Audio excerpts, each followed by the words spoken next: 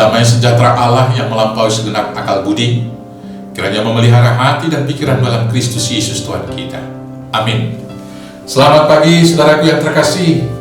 Selamat berakhir pekan. Setelah seminggu bekerja, hari ini kita mau mengakhiri satu minggu ini.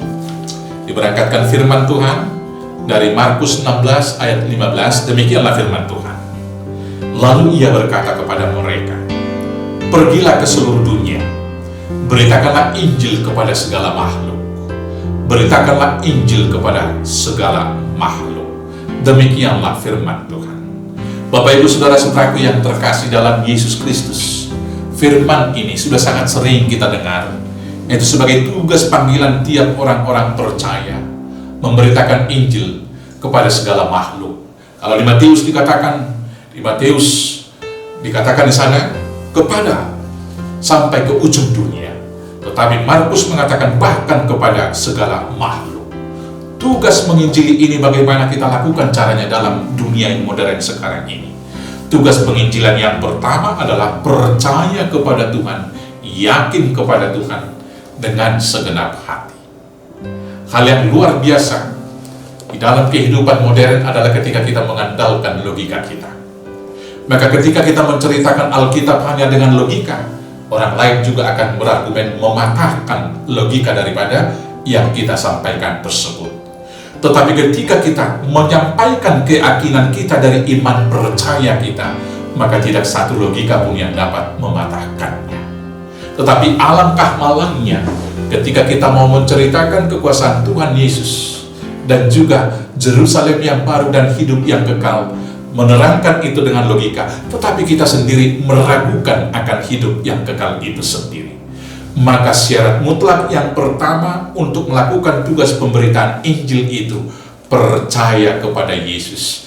Dan itulah juga jalan menuju keselamatan. Dan itulah yang menjadi dasar hidup orang beriman, sebagaimana yang dikatakan oleh Martin Luther, yaitu sola fide, hanya iman. Maka dengan iman, itu syarat pertama, menceritakan apa yang kita imani kepada orang lain. Dan kemudian, iman itu membuahkan hal yang baik, yang nyata dalam tindakan kehidupan keseharian.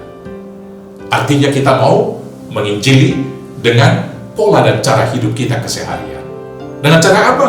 Yang pertama, yaitu berangkat dari keyakinan tadi, kita tidak pernah khawatir akan hari besok. Berangkat dengan tidak khawatir akan apa kebutuhan hidup kita, maka kemudian kita melakukan skala prioritas apa yang kita cari dalam hidup ini. Itu juga penginjilan dalam dunia modern. Maka Tuhan Yesus mengatakan dalam khotbahnya, dalam Matius 6 ayat 33, "Tetapi carilah dahulu kerajaan Allah dan kebenarannya, maka semuanya itu akan ditambahkan kepadamu." Maka tiap-tiap orang percaya yang mau memberitakan Injil harus melakukan skala prioritas. Standar tertinggi dalam hidupnya adalah mencari kerajaan Allah. Paulus mengatakan dalam Rom 14, kerajaan Allah bukanlah soal makanan dan minuman, bukan soal materi, tapi soal kebenaran, soal damai sejahtera, dan sukacita di dalam Roh Kudus. Maka orang-orang yang mau menginjili, syarat mutlak, dia tetap harus hidup dalam kebenaran. Yang kedua, dia harus tetap hidup dalam damai sejahtera. Karena bagaimana saya menginjili orang lain kalau saya tidak berdamai dalam rumah tangga? Bagaimana saya menginjili makhluk yang lain kalau saya tidak berdamai dalam persekutuan gereja saya? Dan kemudian, sukacita yang dilakukan adalah sukacita karena Roh Kudus, bukan sukacita karena pemuasan keinginan dan nafsu dunia. Yang kedua, saudara-saudaraku yang terkasih, setelah tidak khawatir dengan apa yang kita dalam kehidupan ini, yaitu kita tidak akan khawatir juga akan hari besok. Tidak akan khawatir hari besok, karena besok Tuhan telah menyediakan kehidupan kita.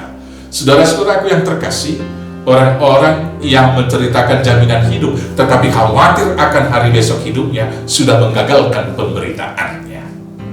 Di dalam Matius 6 ayat 34 di sana dikatakan, "Janganlah kamu khawatir akan hari besok, sebab hari besok mempunyai kesusahan sendiri. Kesusahan sehari cukuplah untuk sehari." Kita yakin percaya Tuhan menyediakan hidup kita. Dan yang kemudian melakukan sebuah hukum-hukum Taurat Tuhan. Apakah yang menjadi kesimpulan dari seluruh hukum Taurat Tuhan itu? Satu kata, di dalam Matius 22 ayat 34 sampai dengan 42-nya yaitu kasih. Dan bagaimanakah realitas kasih itu diwujudkan? Dalam Golden Rule, hukum emas, Tuhan Yesus mengatakan dalam Matius 7 ayat 12, segala sesuatu yang kamu inginkan diperbuat orang kepadamu, perbuatlah juga demikian kepada mereka. Itulah isi dari seluruh hukum Taurat dan kitab para nabi. Maka sekarang saudara-saudaraku yang terkasih, mari kita mulai tugas penginjilan kita, yakin akan penyertaan hidup yang dari Tuhan. Kemudian prioritas tujuan kita mencari kehidupan itu membangun kerajaan Allah dan melakukan hukumnya. Dan itu kita wujudkan juga dengan berbicara yang positif. Dengan demikian kita dapat berdamai dengan banyak orang, berdamai dengan alam ciptaan. Di sanalah kita telah melakukan tugas penginjilan itu kepada segala makhluk. Selamat bersaksi, selamat berakhir pekan. Tuhan Yesus memberkati. Amin. Kita bersatu di dalam doa. Terima kasih Bapa, satu minggu Tuhan telah menyertai kami, dan kami saat ini tiba di akhir pekan ini. Bila juga untuk aktivitas kami satu hari ini, Tuhan yang menyertai memberkati kami, agar dalam semua aktivitas hidup kami bersaksi, memuliakan Tuhan, memberitakan Injil kepada segala makhluk. Maka Tuhan, lindungi berkati kami dalam semua aktivitas hidup satu hari ini, hingga besok dipersekutukan dalam ibadah minggu di gereja. Berkati tiap keluarga, berkati semua pekerjaan dan usaha, berkati persekutuan gereja, dan berkati juga bangsa negara kami. Inilah doa kami Tuhan, kami naikkan hanya dalam nama Yesus Kristus, Tuhan Juru Selamat kami yang hidup. Amin. Shalom, selamat beraktivitas, selamat berakhir pekan. Tuhan Yesus memberkati. Oras, oras, oras.